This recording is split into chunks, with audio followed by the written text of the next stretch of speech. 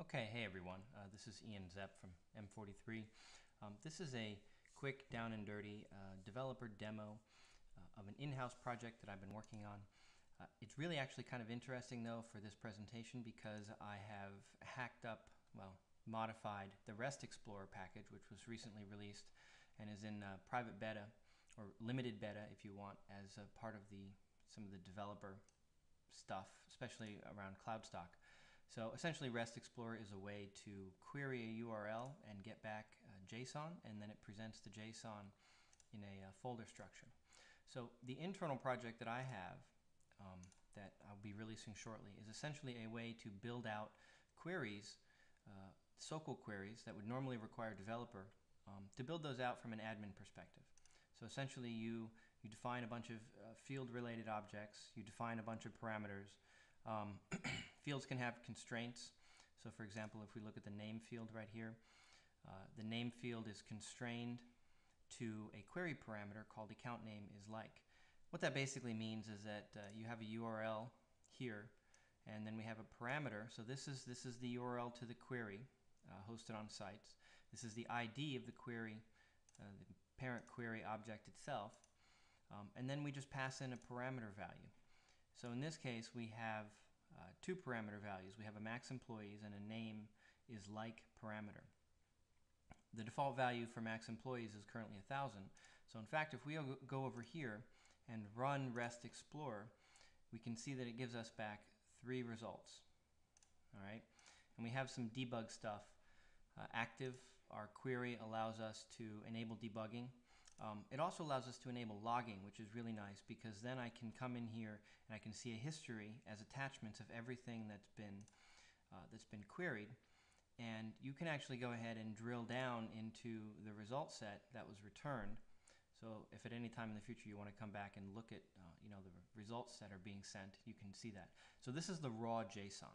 This is what the REST Explorer is actually parsing out to display. We're returning raw JSON here from Apex with a query that's been built dynamically in an admin UI. So there's no developer interaction here. You don't have to go get a developer to write this.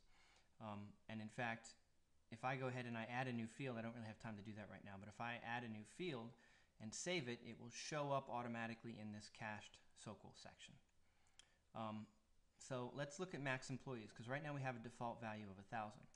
I can also override max employees. So if I do account max employees equals 9,000 and I execute that,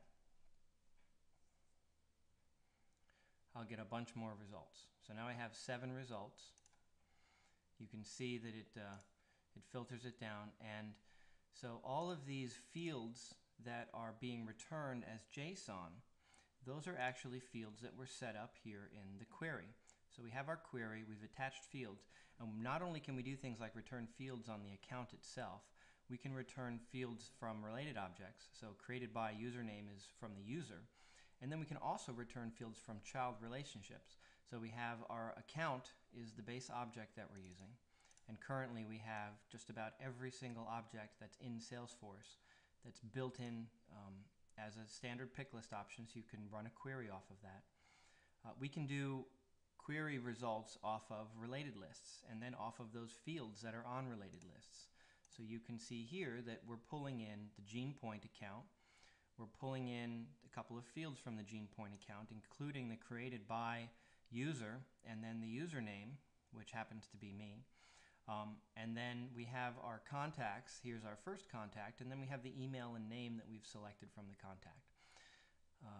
And so I think that there are 2 really cool things about this. One, the project itself allows you to do some really nice stuff just from a normal standard UI perspective, but also it exports it from a sites perspective.